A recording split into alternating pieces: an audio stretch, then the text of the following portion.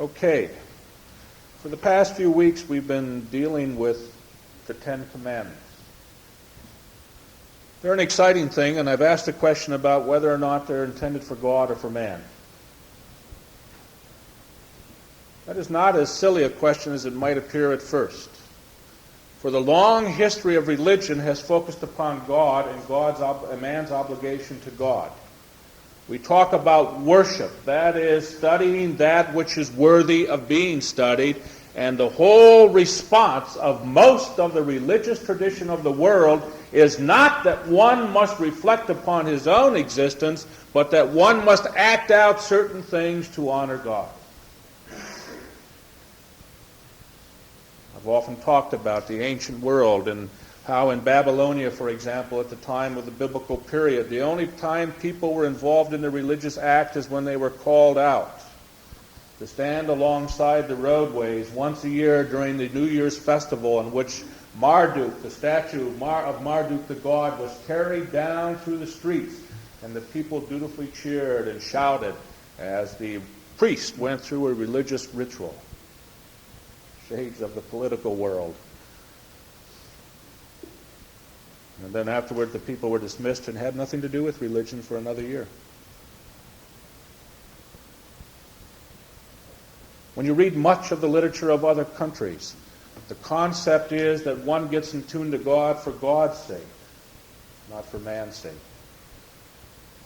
And then you come to the concept of Christianity and Judaism, where there's a full recognition that God is worthy of being honored. It's one of the reasons that I don't like the hero worship kind of a thing, because there are no heroes worthy of being honored. Jesus reflected upon that when he was called good, and he said, "Why do you call me good? For only God, your Father in heaven, is good."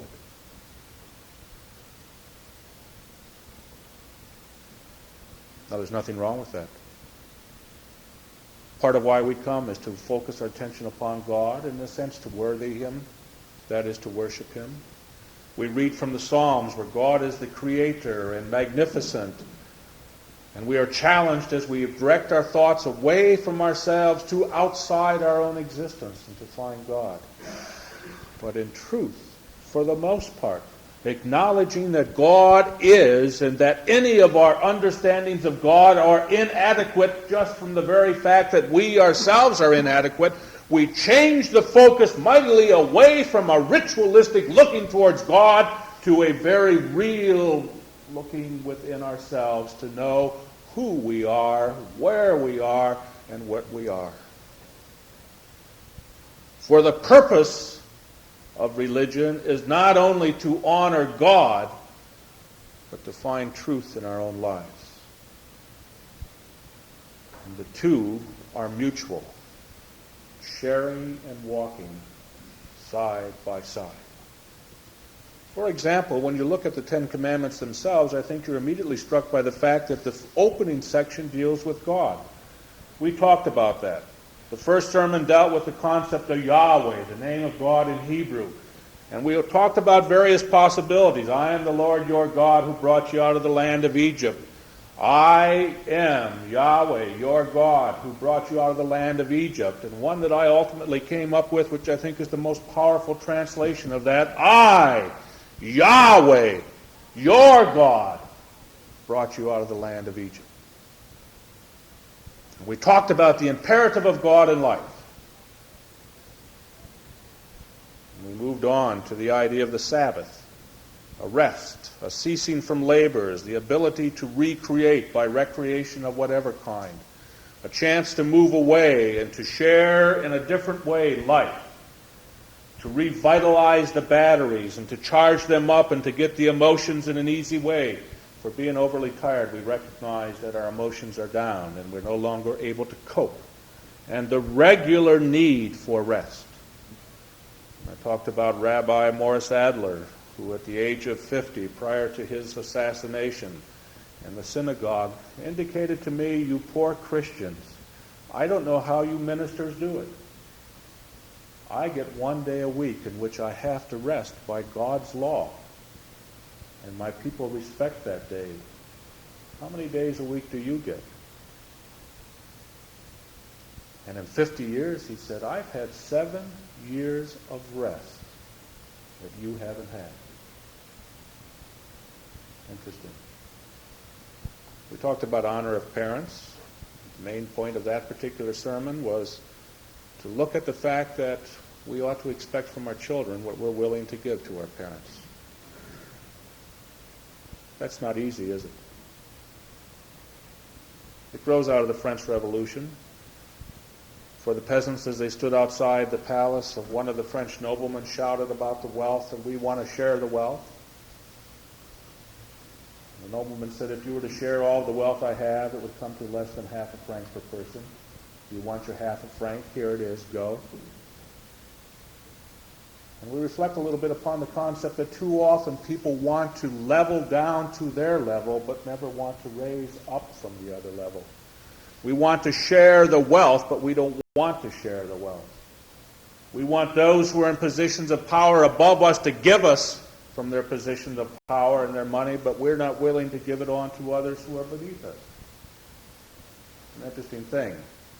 And I think it's something worth reflecting on in a full sermon someday about why it is we're always looking at those above us and seldom paying much attention to those below us. And yet the idea that we were spelling out in that sermon is that honor of parents is that we ought to give to our parents what we're expecting from our own children. And then we put things into a proper perspective. And then the worst sermon I've ever preached. It was so bad that you all kindly refrained from commenting on it. It was a sermon on coveting. It never quite caught fire. It was one of those brilliant sermons a week before that never got together by the following week. It's one of those things that's always dangerous. And I do it occasionally, and usually I'm smart enough to recognize it over the years, but it's one of the things that is such a natural that on Sunday when you're putting it all together, you say, my God, I got it. And you put it in your back of your head and let it rest there a little bit. Not ferment, but rest. And suddenly it never catches fire. That was on coveting, the basic sin. The reason with it is it wasn't worthy of a full sermon the way I had. It was worthy of one statement of point. It's a basic sin because most of the errors of human nature fighting together are caused by wanting from somebody else something that they've got without working for it. That was the problem of the French Revolution. That's the problem of all revolutions. That's the problem of the hijackers. In the name of a humanity, they destroy humanity. A weird concept that goes on not only in terms of the hijackers and the man who could shoot a pilot on his knees in cold blood and laugh, and assassinate and murder an industrialist in the name of humanity. It raises some questions. But you can see immediately as we're talking about the Ten Commandments that our approach is always to apply them to our lives. And we're going to move in just a moment through 3 or 4 of the other commandments very quickly and open up for next week what I hope you will find to be an exciting sermon series. For we are now in the business of putting together an 8-page type mimeographed little series of sheets called Beginnings in Axiology. How many of you know what axiology is? Yeah, you should, because it's a good Greek terms. Axios, an ology. Worthiness, the study of worthiness. It's the study of value systems. Now, you don't do that anymore. You're told by everybody that all values are relative. There's no way to set up a value system and use it as a standard. That's what you hear. Your kids are told it. So consequently, no matter what you say to them, they shrug. But we are going to, for a series of weeks, take some principles that are an effort to establish a value system against which we can judge our actions and the actions of others. It's an impossible task. But since we do the impossible, we're going to do it. And you will have in your hands the sheets upon which the sermons are going to be based. And there are a number of principles, and each week we're going to take 1 or 2 of the principles and do the background on them. And we're trying to find out how we can get some dialogue going, either with you writing questions and me trying to answer them, or an open forum at the end of the sermon for a few moments, or at the coffee hour coming back up here for a half hour, or something. We're going to reflect on that a little bit. But we are going to try to understand how we implement the Ten Commandments that we've been studying in terms of their broad scope into our lives each day by becoming axiologists, those who study value systems. Next week will be the introduction to the whole thing, the problems of it, and you will receive the little book, little sheets, and from there we'll begin to move. Okay, now all this is by way of introduction to make sure we're all caught up together and know where we are. Thou shalt not kill. How many times have we heard sermons upon that particular subject? 99% of them wrong. I can remember the late and great preacher, one of the greatest preachers of all time, Henry Hitt Crane. Have any of you ever heard him preach? It used to be down in Metropolitan Methodist. Yeah, Doris. Great, wasn't it? There's a man that could walk the pulpit. Great intellectual to a point. And then his preaching took over, which made him even more beautiful to watch. A powerful speaker. He and I got into a tremendous debate one time. He was an absolute pacifist. He did not believe that at any point in time in history one ought to do any killing whatsoever. And he quoted this to me, "Thou shalt not kill." I said, "Dr. Crane." I was more respectful in those days. Today I'd have probably said, "Henry, sit down. You're talking nonsense and you know it." But at that point I was younger. I said, "Dr. Crane, you don't quite have the meaning of that commandment. For when you study the biblical Hebrew carefully, they are not talking about all forms of killing. They're talking about murder. The commandment ought to read, "Thou shalt not commit murder."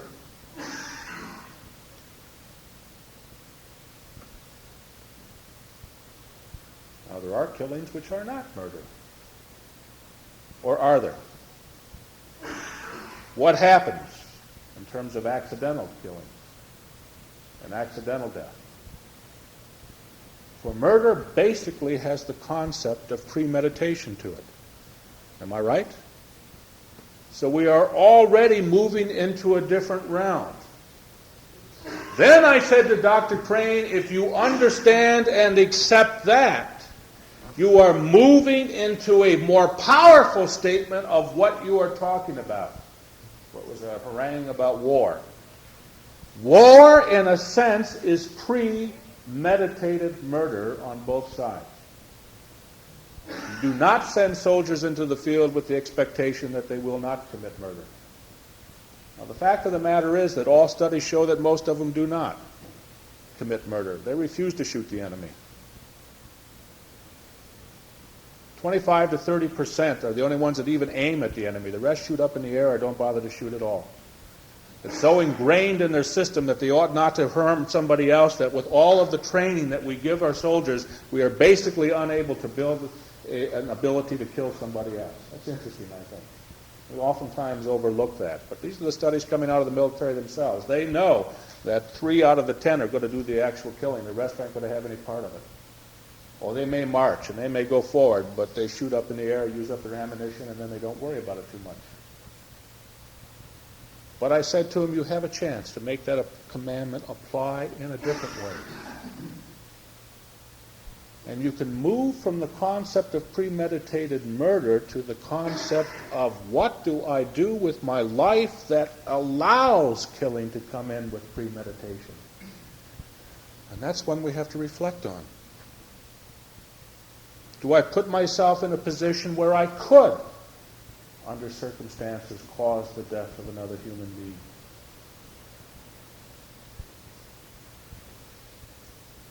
And so that particular commandment, I think, begins to solidify more concretely when we understand we are not talking about a vague concept of killing, but personal responsibility. And I can remember when I was teaching in Germany for the military, a young man, a Baptist, In fact, 2 years later when I went back, I had dinner with his family. He'd been in Vietnam. He was a helicopter pilot. And in the course of one of the classes that he was taking for his master's degree that I was teaching in sociology, we had to talk about some things. And I talked about the fact that war for too many people was nothing more than a television program. They seemed to watch it from a distance and never really believed that anything was happening. And apparently that shook him because he called me to have an appointment and sat down and he said, "You know, Jim, I've killed men. I was in a helicopter pilot. I had the guns there. I was in a gunship. I was the pilot in control of all this, and we used to sweep over the fields, and you would see the troops moving, and we would just sweep through with the machine guns going."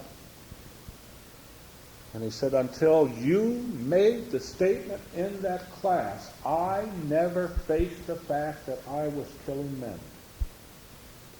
I always had the view that when we left, people that had fallen down would get up and laugh and say, 'Wasn't that a fun program?' just like we did when I was a kid." And now, he said, having thought about it, I'm not sure I could go back and do it again. One of the commandments that's most often not talked about is the one called, "Thou shalt not commit adultery." The reasons it's not talked about is it steps on too many toes according to all the studies, but primarily it's misunderstood. We are a society which is so hung up with concepts of sex that we apply it to everything. We were watching a television ad the other day for some car manufacturer. I can't tell you who it was because I was focused on the lovely young lady who was dancing and singing and swinging and all that kind of a thing. Chris says, "Why do they use young ladies to sell cars?" I said, "I really don't know. I enjoy the commercials that they're in it, but I couldn't tell you who's the one that's, there's no way that you look at the car." Which is the purpose of the commercial, right? Now, am I right, you guys? The gals look at the gals and say, "Oh, look at her flaunting around like that." And the guys look at her and say, "Oh, look at her flaunting around." Now, what are you selling cars for by a little lovely young lady bouncing around? I mean, what's the purpose? You want the focus on the car, not on her. But we use sex all the way down the line, and I've come to the conclusion that I'm going to do a major series on sexuality. It grows out of some statements you heard from the pulpit and a young man who was very angry with me about one thing, and that's our friend Noel Dean. Most things he and I got along fairly well, and it was a good learning experience, but he objected strongly to quote sexist language from the pulpit. Now, I'm writing him a letter, and I want you to know what I'm saying to him, because that was a problem he had. Now, I've got a problem with that whole problem. The fact of the matter is, as we study and try to understand our lives, I've come to the conclusion that most of what we call sexual hasn't got a diddly damn thing to do with sexuality. I am sexual for one reason. I have a physical body I was born with, and it has certain characteristics that make me male. For those of you who are male, that's true. The other side is you are female for one basic reason. You were born with a physical body that makes you female, and that is the total of your sexuality. From that point on, sexuality becomes a cultural interpretation. Now, I don't care whether God is male or female because I don't believe it's either. God is spirit. And most of the things that we attribute to males are every bit as important and true in females as they are in males. And most of the things we say about females are every bit as true and important to men as they are about females, but culturally we make the distinction for phony reasons. You will remember that my favorite Mother's Day sermon is that motherhood is not a biological fact, but an approach to life characteristic of both men and women. I say the same thing about fatherhood. Now let me tell you just very easily what I mean. It's something that all of you will understand. I used to think that the most feminine thing in the world was the way women played with their hair. We grew up, and the girls would sit there and they're always twisting their hair like this. And that was the feminine characteristic, right? Until the boys grew long hair. And then suddenly you're sitting there watching the guys play with your hair, and we discovered it was not a male feminine kind of a thing at all. It had to do with the length of hair. When you got short hair, you don't twist, it hurts. But when you got long hair, you play with it. Right? It is a culturally thing. Now, most of, quote, sexist language is cultural. There are real problems, and I think that we have to deal with them as real problems, but God is not mother or father. God is. And exhibits for our interpretation things which we interpret to be masculine and father, or things that we interpret to be feminine and father, or feminine and mother, or masculine and mother, but we put the characteristics in. They're not characteristic of God himself, and therefore any change of language does not hit to the difference. And it neuterizes everything, and I find it objectionable. I don't like referring to God as it. I don't like chairpersons. It doesn't do anything. It doesn't hit to it. Now the concept's true.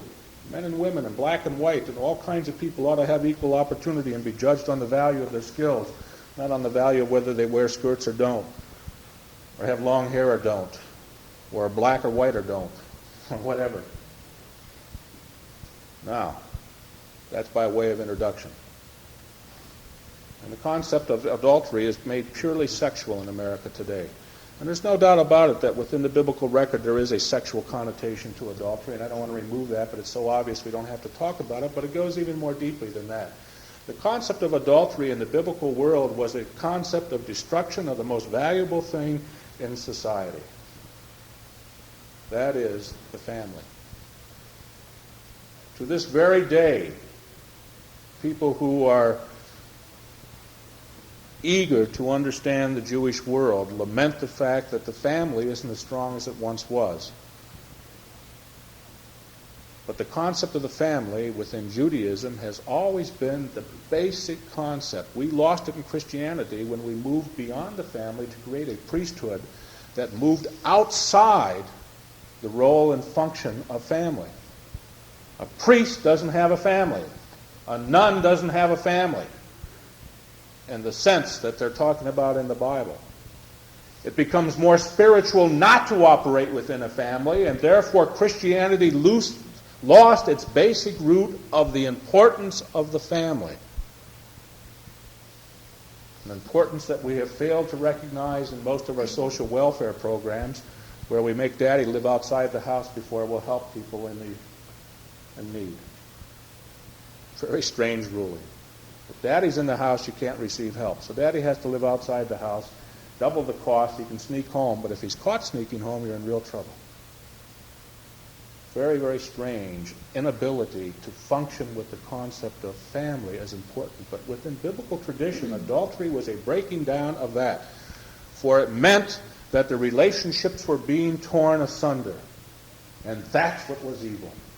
It was a social problem.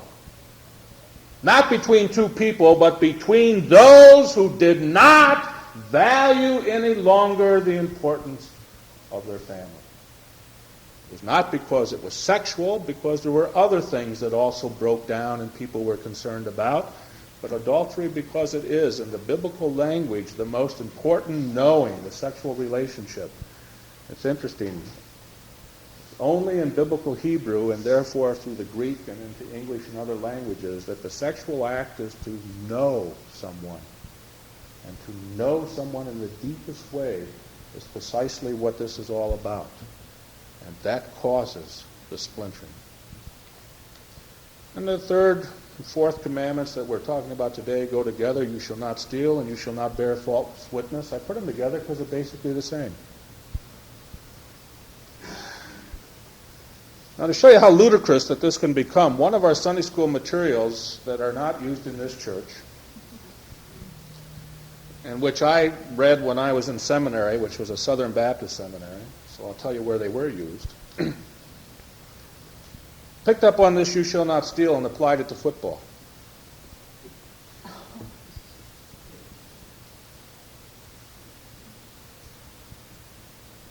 Now, there are all kinds of interesting things. Can you steal the ball in a football game? Not if you literally take this commandment. Michigan might have won the game yesterday.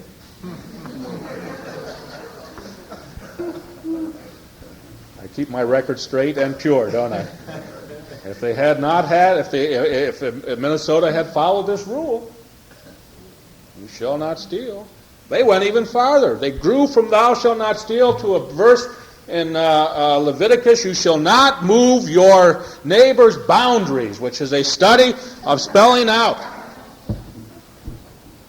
And their application was, you don't dare. I couldn't believe it. I mean, it was one of the most... well, you know what stealing is all about, but false witness is stealing, and that becomes another important thing. And most of us who would not literally reach out and take something from somebody are very willing to have character assassination, which is a stealing. Far more